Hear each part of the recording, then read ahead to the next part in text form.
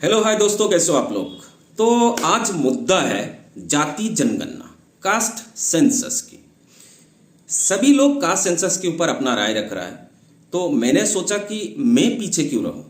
After all मैं भी एक भारतीय हूं, मेरा भी हक बनता है और मैं भी जनरल कास्ट से बिलोंग करता हूं।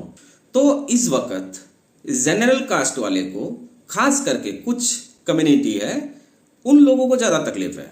वैसे जनरल कास्ट का तो मैं भी हूं, पर मुझे इतना तकलीफ नहीं हो रहा है जातीय जनगणना से। तो सोचा कि जातीय जनगणना की बात करने से पहले आप लोगों के साथ कुछ बड़े नेता का बयान सुना देते हैं। वो बड़े नेता, जो नेता पहले बोलते थे कि जो करेगा जाति की बात उसको मारेंगे कस के लात। मैंने उनको सबको मिलकर नितिन 50,000 लोगों में कह दिया, जो करेगा जात की बात उसको कस के मारूंगा लात। आप सुनते हैं दूसरी वाली नेताजी की बात। वो नेता जो दिल्ली की सड़क पे खड़ा होकर बोलते थे, देश की गद्दारों को गोली मारो डैश डैश को। अनुराग ठाकुर को सुनिए। ओबीसी की बात, जनगणना की बात बहुत की जाती है। माननीय सभापति जी, जिसकी जात का पता नहीं वो गणना की बात करता है। तो अब आ जाइए सबसे जो अंधभक्तों का आंखों का तारा है, नाम है योगी आदित्यनाथ। अनुसूचित जाति, जनजाति और पिछड़ी जाति के अधिकारों पर डकैती डालना, और इसके लिए वे सरकार में आना चाहते हैं, इसके लिए जातीय जनगणना कराना चाहते हैं। कांग्रेस की मंशा और इंडी गठबंधन का मंशा है। तो ये भी आप लोगों ने सुन लिया। तो बड़े तीन नेता का आप लोगों के सामने मैंने बात रखा कि ये लोग जातीय जनगणना पहले ये लोग नकार रहे थे, बोल रहे थे अगर जातीय जनगणना हुआ तो देश में माहौल खराब हो जाएगा। कुछ लोग तो यहां तक बोल दिया कि अगर जातीय जनगणना देश में हुआ तो क्या होगा, गृह युद्ध हो जाएगा। ये नेता लोग आज की डेट पे क्या लिख रहा है पता है?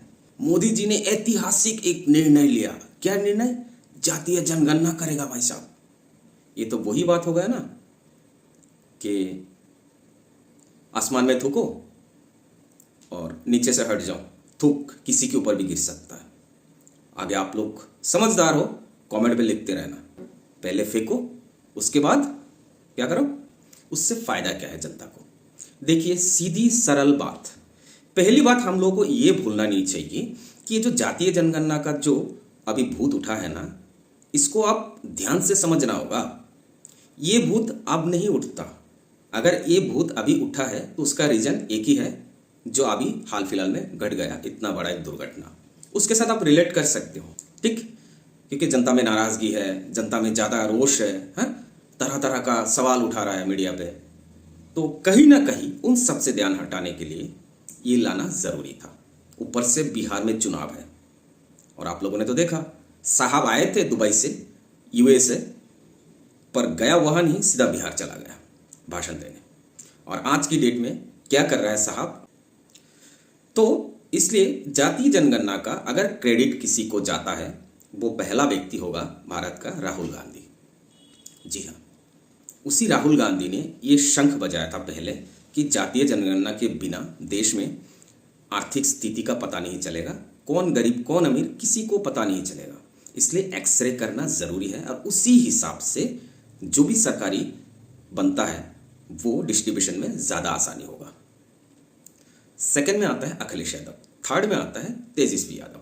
मतलब अगर आप ग्लोबली अगर आप देखोगे तो तीनों जगह पे एक सुर में इस जातीय जनगणना का मुद्दे को जोरों शोरों से उठाया और बोला सदन में खड़ा होकर कि हम तो जातीय जनगणना पास करा के रहेंगे, अगर बीजेपी करे या ना करे, पर हम लोग करेंगे।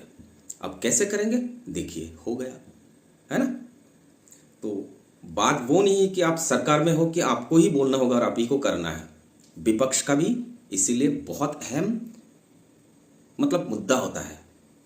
इसलिए विपक्ष को हमेशा मजबूत रखना चाहिए, तभी विपक्ष हमेशा जनता के मुद्दों को जोर शोर से उठा सकता है। और सरकार को आफ्टर डेथ लास्ट में सरकार को मानना ही पड़ता है। जब जनता का प्रेशर और विपक्ष का प्रेशर आता है तो सरकार के पास दूसरा चारा ही नहीं बचता कि वो क्या करेगा।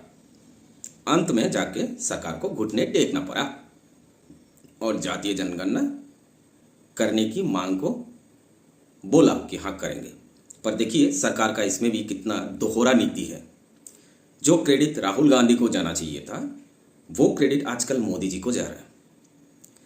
बात वो नहीं है कि क्रेडिट किसको मिले ना मिले, जरूरी नहीं है, पर देश की जनता का भला होना चाहिए। बात इतनी सी है।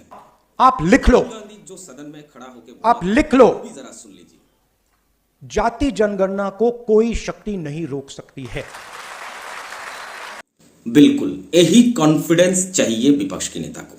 अब बिहार में चुनाव है, चुनाव के अगर इस मुद्दे को अगर उठाया बीजेपी ने, मान भी सकते हो भी सकता है या फिर कल मुकर भी सकता है, नो डाउट, पर सरकार ने ये माना कम से कम, बोले जातीय जनगणना होना जरूरी है। और यही सरकार का बहुत बड़ा माइनस पॉइंट है भाई साहब, क्योंकि विपक्ष का एक बड़ा सा मुद्दा अगर सरकार मान रहा है, मतलब देश में ये जरूरी है। इतना तो कंफर्मेशन हो चुका है। कल की डेट में भाजपा सरकार जातीय जनगणना कराए या ना कराए, पर अपनी गलती और अपनी अहंकार को उसने चूर कर दिया विपक्षी दलों ने।